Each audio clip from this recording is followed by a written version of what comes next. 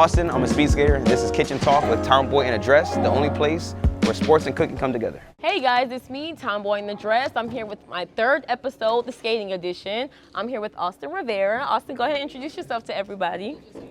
Hey, how you doing? My name's Austin. I'm a speed skater, as you can see. Right now, she just now joined us in one of our late night, Thursday night practices. Right now, they're in the back working on some drills right now. They're doing sprint drills. I think it's just the 5 lappers. And you see their wheels, everyone? Or see Austin's wheels right here?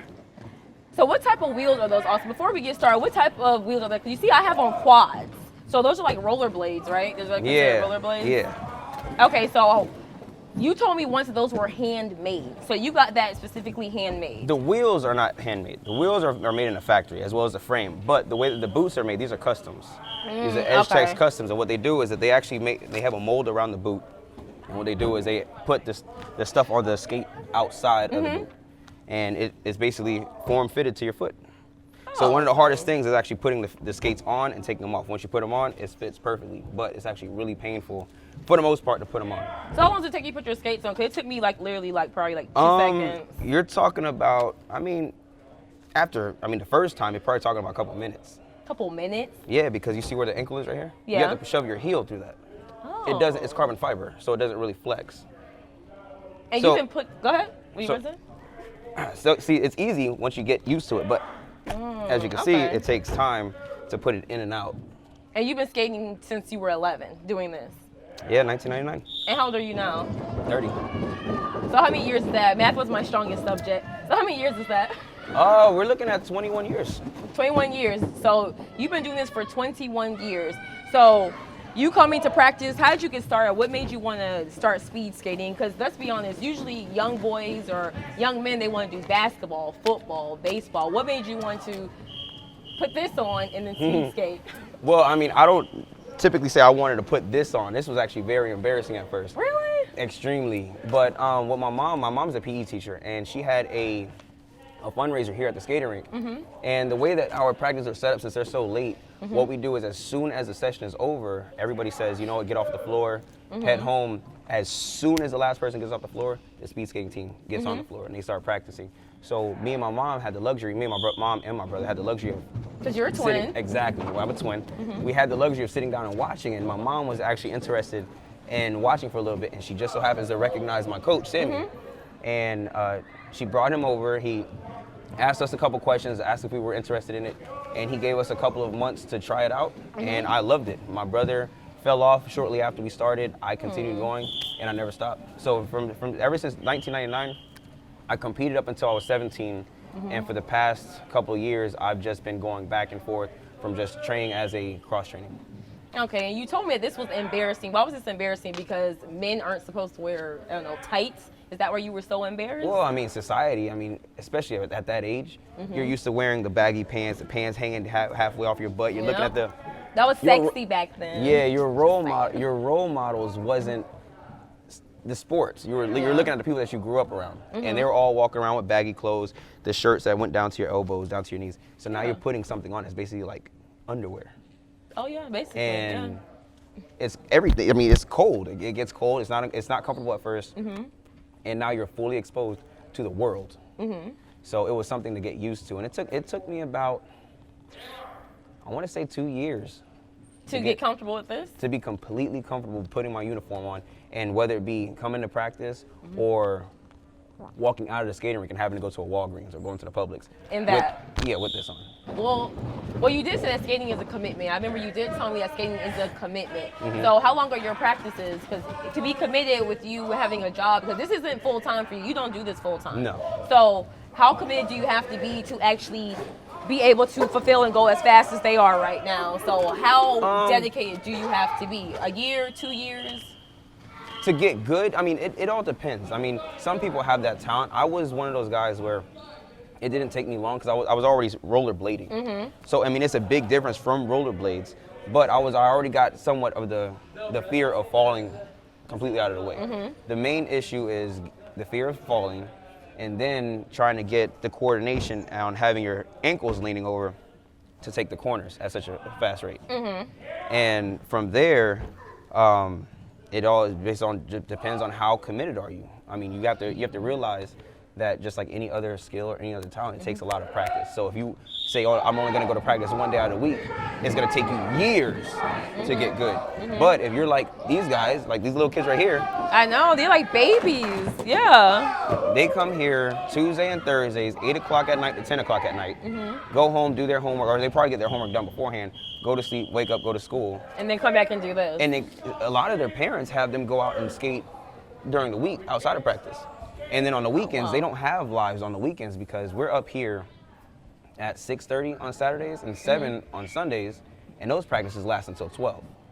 So what do you say to people that say this isn't a sport? Because as I was saying before, you know, typically it's the baseball, basketball, hockey, or something like that. So what do you say to people that this isn't a sport? Because you just told me that they go to school, they do their homework, they're actually practicing outside of practice.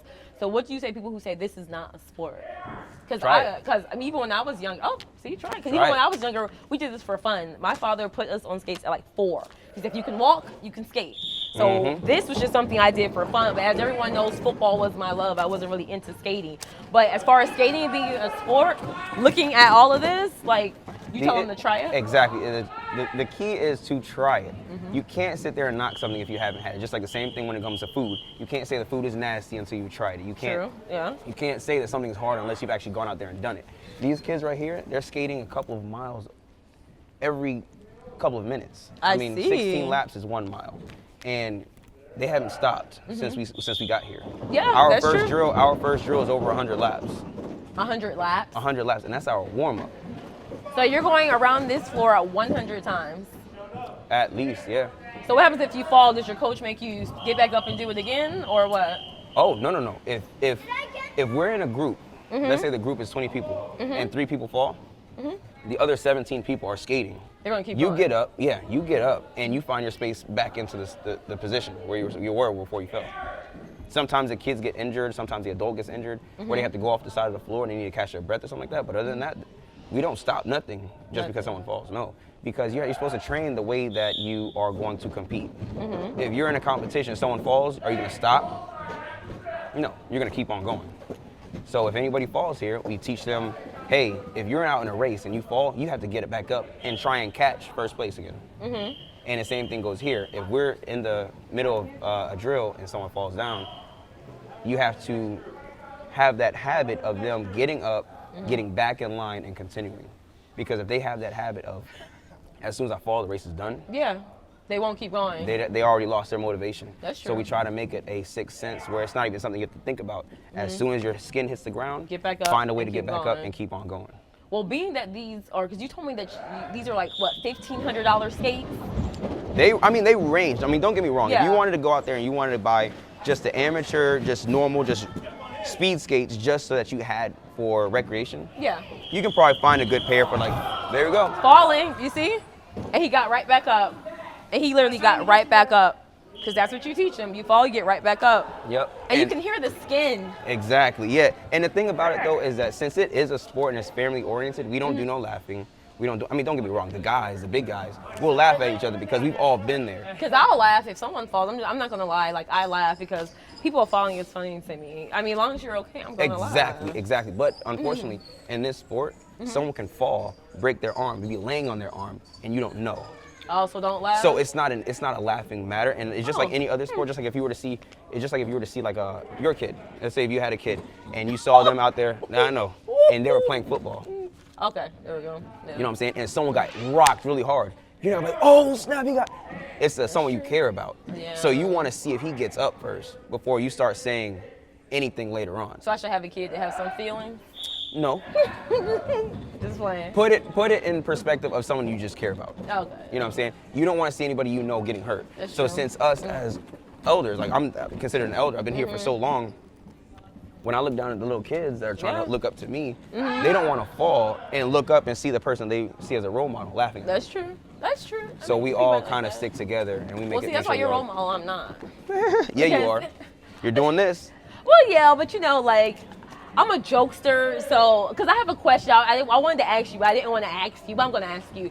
Okay, so how do you wash this? It's been bothering me. So how do you wash this? I mean, do you have to dry clean it? Or you just put it in the washer? Because I'm the type of person, I don't iron clothes. I'm more of a put it in the washer, put it in the dryer, and then there you go. As long as you keep it straight, you don't have to iron it. So how do you, So the way wash that it? this is set up is that it's skin tight. So I don't see. care if it was balled up in a Ziploc bag this big. When you put it on, there's not gonna be wrinkles. So you can have like no fat on your body then. Everything's gonna show, like your little pudge. See, that's why I can't wear that. Because Tomboy has a little pudge.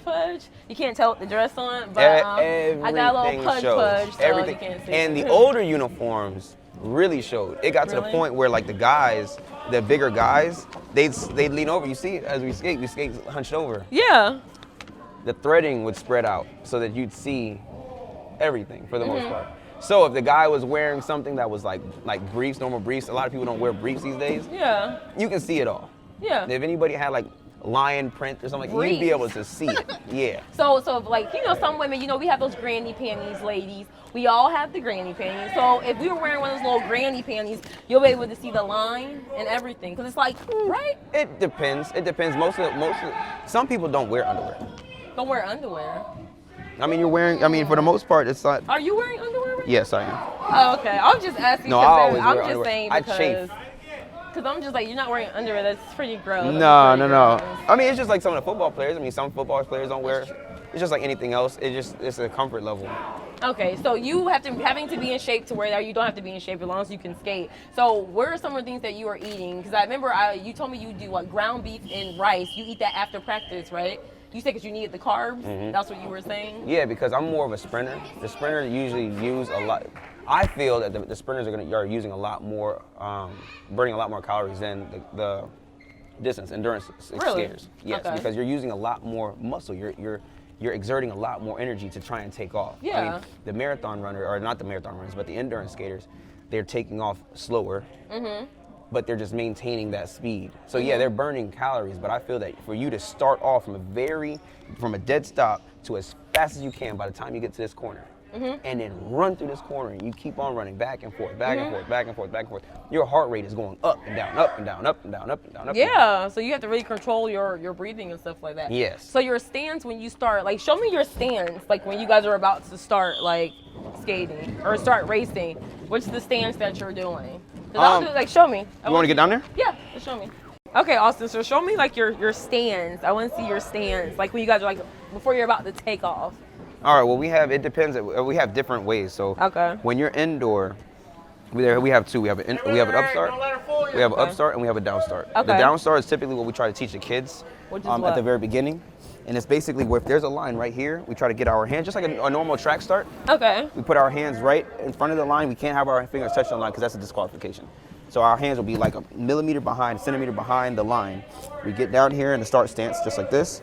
And then from here, we have an angle. Yeah. Okay. I have a short one, you guys. Okay. So from here, we have an angle on our feet. Okay. So this is a set position. From here, they say, to your mark, get set, and then we come up. Oh, wow. Now we're up, putting all of our weight on that front foot.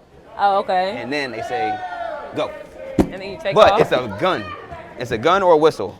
And as soon as you hear it, you take off. Okay. So you guys like stand like this, like a twerk position, or the doo-doo brown? If that's what you want to call it. I mean, if that's the best analogy you can come up with. Because I see you guys are like this. But so that's why I see that's the down start. So we do have an upstart. So like if the line is here, we'd stand up straight. Okay. They say to your mark, we get up to the line. Okay. And they say get set, and then we come down. And now we're putting all of our weight on that leg as well. Exactly. Oh, okay. And from here, they say bang, and then we jump off. Sometimes you also use the back foot to propel yourself forward, and as you're going, you step and start taking off the opposite direction. Okay, with somebody with quads, so that's why you would need those type of rollerblades. Like quads wouldn't be able to do this? They do, but they do it in a different stance. Okay? So I don't skate on quads, so I don't know the full. I mean, these are ancient. Like Moses probably had. No, they actually have competitions with those. Really? I got just these like in this. 6th grade. But what I'm saying is that they have the same exact races that we have here on those too. Really? Yeah. I've just never participated in one of those. Okay, gotcha. So I don't know the dynamics of that type of skate. I can skate on them, but I don't know how they do their starts. I don't know how they take their corners. I don't know how they stop. I don't know none of that. So, because you told me that you stop on the side, right? Like you're the ones that stop on the side. There's different. I mean, it depends. When we first teach somebody how to skate, we tell them to skate straight, and then turn the skate, and that creates resistance, and you slowly, gradually go down. Or, as you're rolling, you can angle your feet and basically do like this. You see on skiers, when they're slowing down, you angle your feet that way. Or, this is one we really don't recommend. But this is what more of the advanced skaters would do. They do skating, and then they just literally just jump up and turn both feet, and it's an immediate stop. Because with quads, we just do this. We just like skate, and then you just slide your foot, or you can just slow down or do that. Nope. Oh, yeah. I mean, when you see people on the trails, just recreational skating, you see them do the little spin. Yeah. But no, speed skaters, we don't. Also, a little recreational skater. We don't do a all that. little spin, No, we don't little do all recreational that. No. skater. Because our wheels cost so much.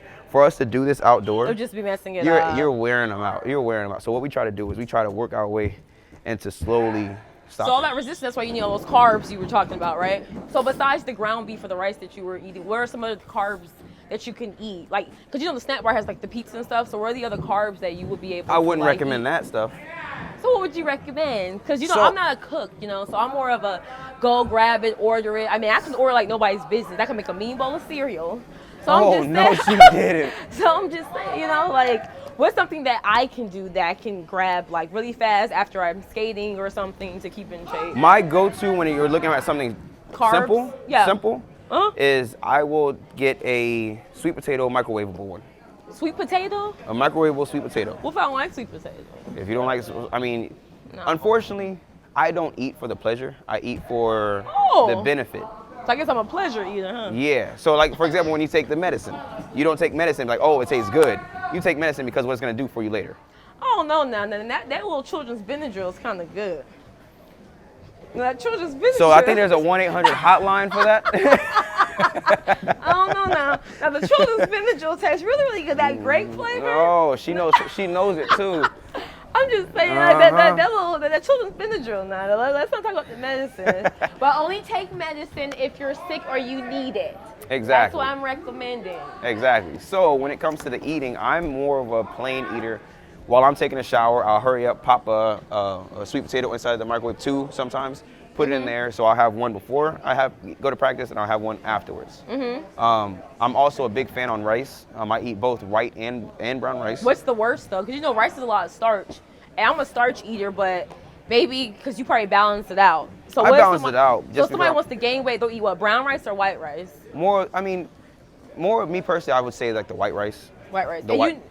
He's a personal trainer, so he does know. So Austin does know. So I do more of the white rice, and the only reason why I do the white rice, the only times I do the white rice is immediately before my workout. I'm talking about like 30 minutes to an hour before my workout, and about the same amount of time after my workout. So if whatever I have for my pre-workout meal, I'll have the exact same thing for my post-workout, and I'll just have two exact same things. And that's how but I also have a protein shake for my post-workout as well. So I'll have protein shake, rice, and all that. And that all keeps your muscles and everything built, correct? Yes. Okay. So Austin gave me a skating lesson. Austin gave me some nutrition facts, you guys. So we're going to watch Austin practice for a little bit so he can show me how to do a little something, okay, guys?